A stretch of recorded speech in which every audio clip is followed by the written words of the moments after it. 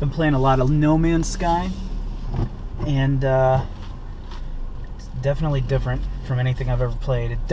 I like that it's chill.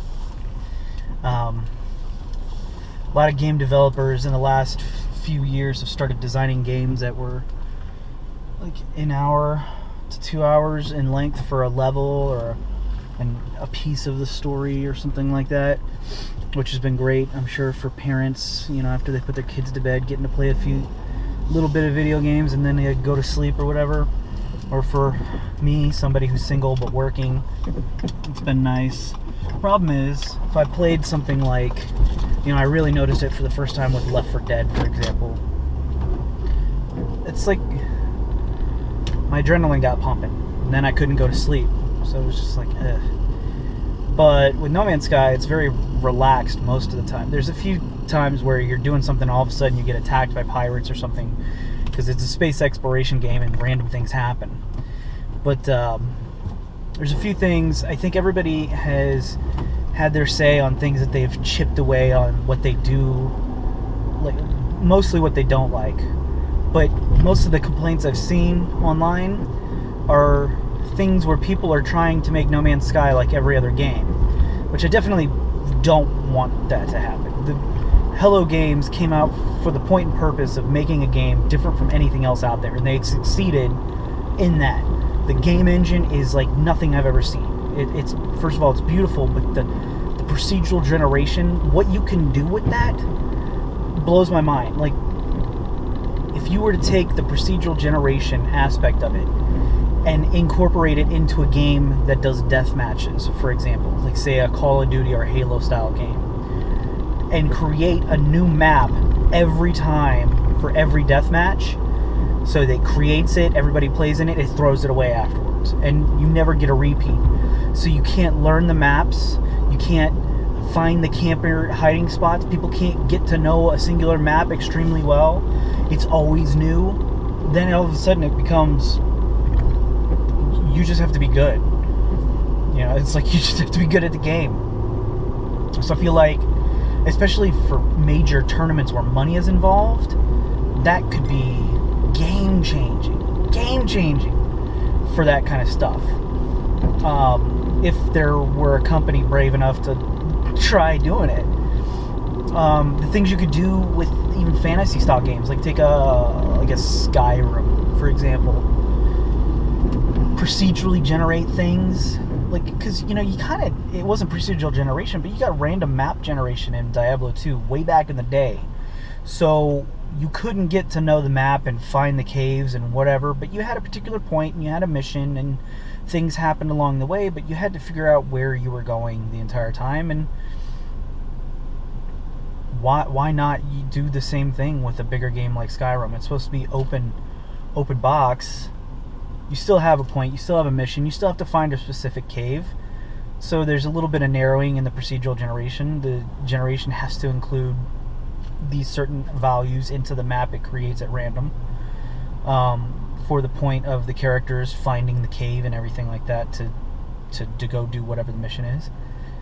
But it's still procedurally generated, it's still random, it's still new and unique every single time you play it. So the replay value for players, they don't get to know the map intimately, because you go through and you beat Fallout, and then the next time you play it, you make different decisions and the map's all different. Like, I'm just thinking about how much replay value that creates for damn near every game that's out there.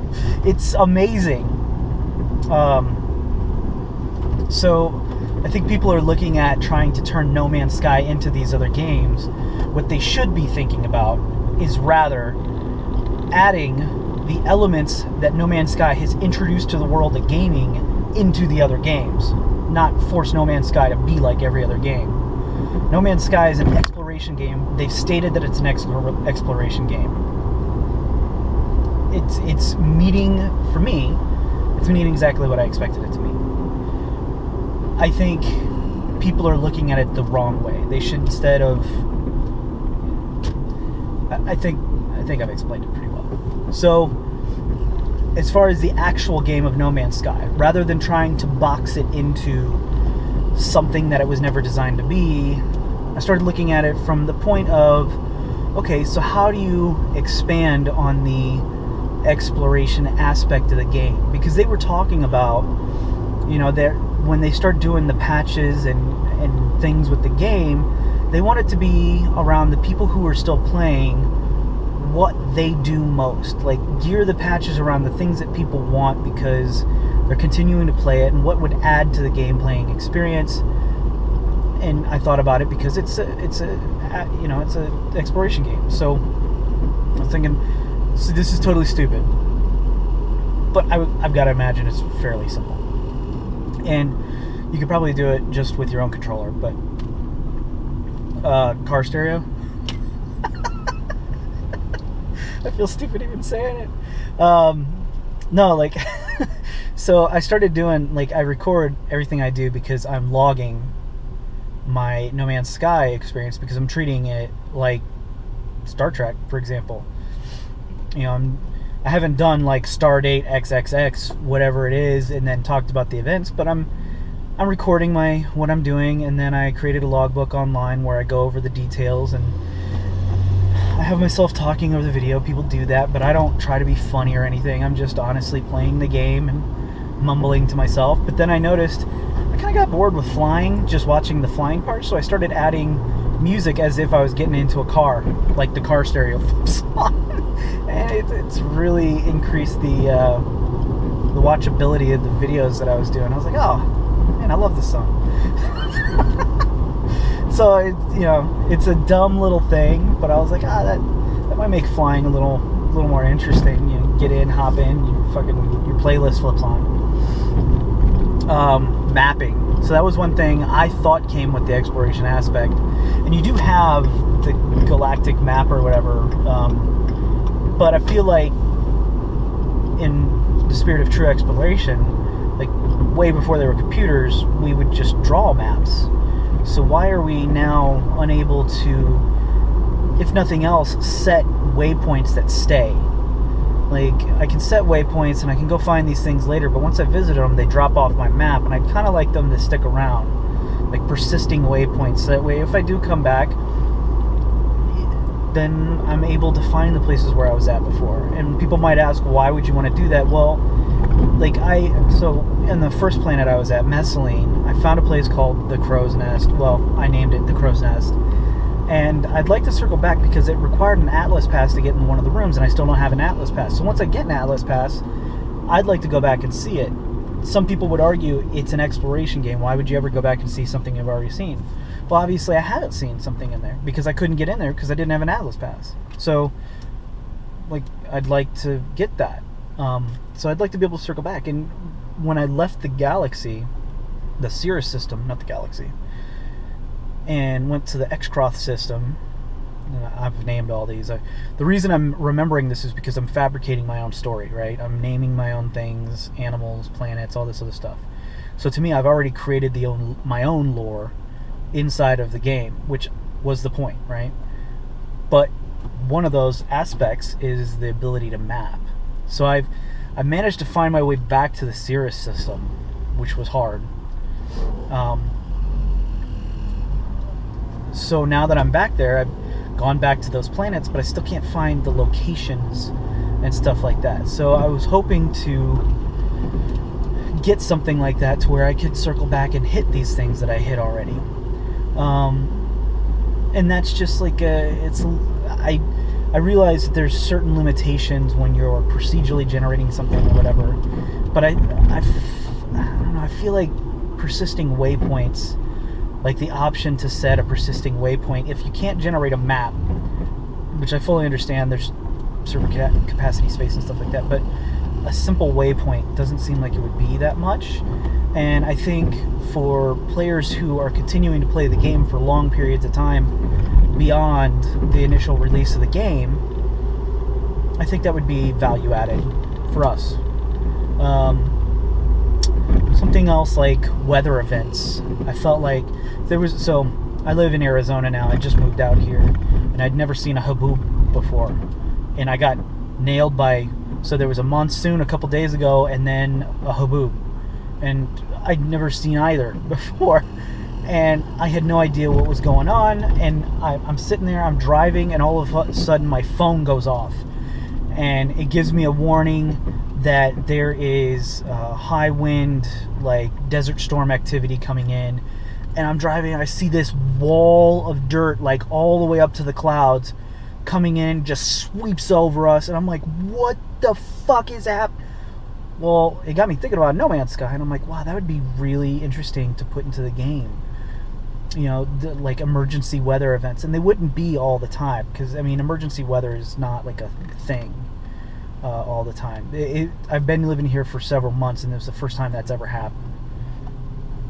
But in order to, you know, because with exploration, there's a lot of things on a planet you won't know about.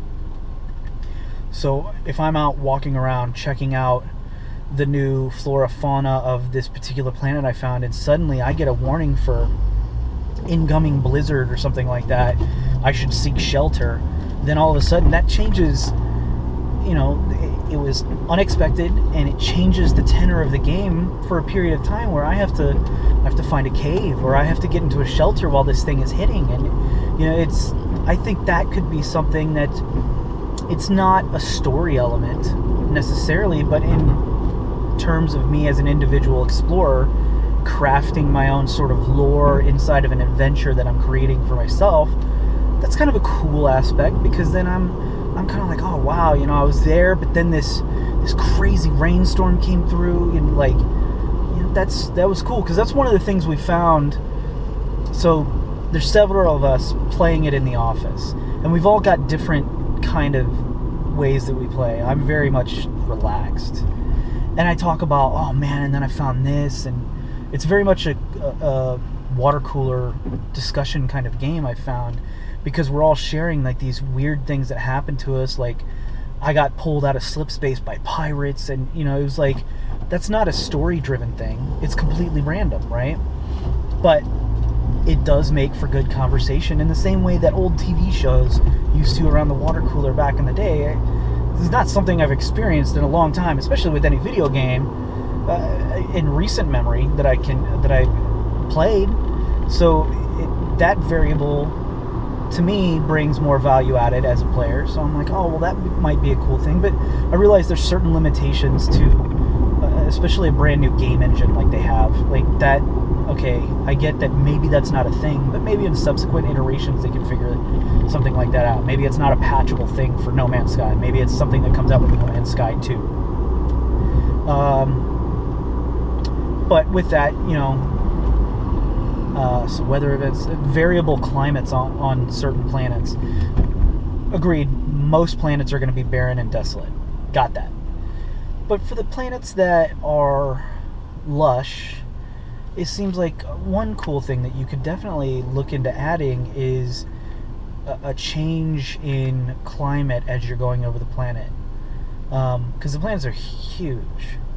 But I find it hard to believe, like, okay, an ice world, I can kind of get that one, but one where there's lots of lush vegetation, I mean, if you look at planet Earth, it changes. You can drive an hour and you'll see 3 different changes. Now, it doesn't have to be that extreme, but it seems like, okay, maybe being able to add that on this particular planet, it gets to be more of a cold climate at the poles, or, you know, hotter, you know, things around the equator. Like, it seems to me like that could be something that would be value added for the explorer aspect, because then you spend more time on a singular planet rather than investigating all these other planets. And maybe that wasn't what they were going for, but I feel like I've made it a point to spend more time on the planets, because in the beginning, when I was just learning the controls and the dynamics of the game, I jumped around and did a bunch of stuff. Now I'm backtracking, and I'm spending a lot of time just kind of sorting through the game, the planets themselves. And it seems like that would be a cool thing to add in maybe a subsequent release. It doesn't have to be a patch. I can't imagine that would be even possible, to be honest.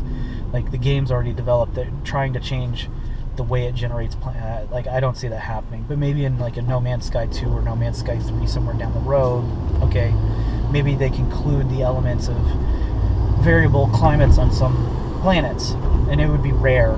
You know, it would be super rare if you actually found one of those. But then also, in terms of planetary variation, the ability to visit like asteroids and stuff rather than just fly by them. But also like gravity variation. I don't feel like it would have the exact same gravity everywhere. The side of the planet, stuff like that. A lot of things come into play that maybe you just can't program, especially not early on. But if you take the base engine now and they expand on it, maybe they can have variable gravity depending on the planet that you land on, and how it randomly generates, and it can base the gravity on the size of the planet or asteroid or moon or whatever it is. That seems like that would be another cool aspect for me as an explorer, going through and finding out about. That adds more playability for me. Replayability, I guess, isn't really accurate, so I just say playability. But then also, one thing you can patch, because it already exists in a game, and so you can just utilize these existing elements slightly differently, would be something like discoverable stories. So I realize there's like 3 main races that we know about in the game, maybe 4 if you include the Sentinels and stuff, but for the most part it's 3 main races that I can think of, and they're kind of everywhere, but races inside of particular planets or just a singular solar system because they haven't figured out how to jump to the next star system or whatever. Stuff like that would be cool, but then you could also have stories. So the game's out now, people have been playing it, and you have people who are good writers that you can hire to write a particular style of story. It's a narrative.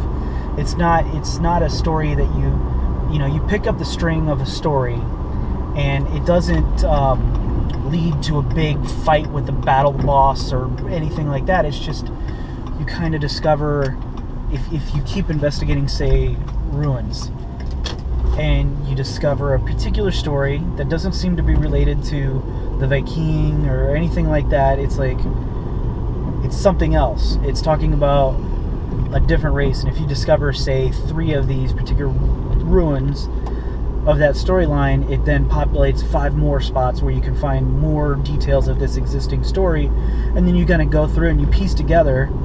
It becomes as part of the exploration and discovery aspect of the game. You then discover that previously, before they died off because of whatever the reason was, there was a race on this planet, and the Atlas has logged their story in a series of small tales that you get via, abandoned outposts, or it would make more sense at the monolith level or the ruins level, probably the ruins level. And then, like, with the abandoned outposts, they have this weird thing going on where it seems like there is a third storyline there about some sort of horrific parasitic thing that's going on, but I haven't read enough of those things to really kind of piece it together. But if that's something that happens, that would be a cool little thing that you can add for stories and stuff, which make the exploration part even more interesting for me as a player. It's like, all that is patching in stories. It's like, okay, well, that's pretty cool, and I gotta imagine that's way easier to do than the other things I've asked for or brought up. Obviously, I think the one I hear about at work the most is multiplayer. A lot of people, they want to get in with their friends and go do this stuff and pick fights with Sentinels and attack freighters and stuff, and I'm like, I don't really want to do that, but I could see the benefits for a lot of people of having a multiplayer experience, a shared multiplayer experience. I can see that. I don't really particularly care much for that part, but it would be cool every once in a while. I could see that adding some playability. And the other thing we talked about was building things. Like, how cool would it be now that they have the base game engine set up, and it seems to be the same when I come back, because like I left and I came back to the star system, and some of my waypoints that I hadn't visited but I had marked were still there, and I went and they were the same. Like, how it did that, I have no idea. That's amazing. But if it can do that, then I wonder, you probably wouldn't be able to do it with No Man's Sky, but maybe a later release, like a lot of the things I'm talking about. But the ability to, like, craft more than just stuff for your suit or your plane, but being able to craft like a building, potentially a city, like multiple players get together and they start crafting like a trading post that turns into a populated area where people are creating homes and stuff like that.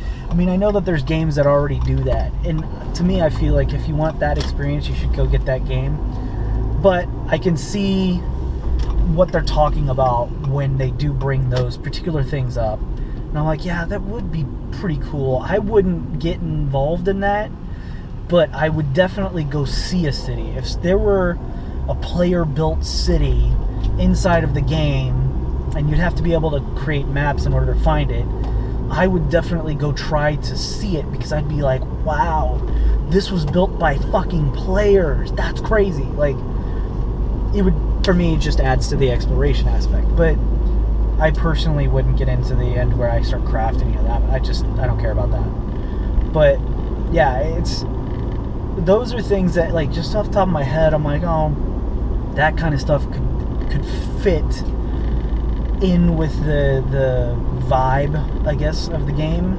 And I don't feel like it would detract. I think like it would add, and I don't think it would change the game, because so many of the things I hear people talk about change it from being an exploration game into like an action adventure game, and I don't really want that experience. Not from No Man's Sky. I mean, they crafted an entirely new type of gaming experience, and I value it at that level. That's what I wanted. That's why I got it. So I wanted to stay that way. And so I was just trying to think of things that might add to that exploration aspect of the playing experience. And those things, to me, seem like value added.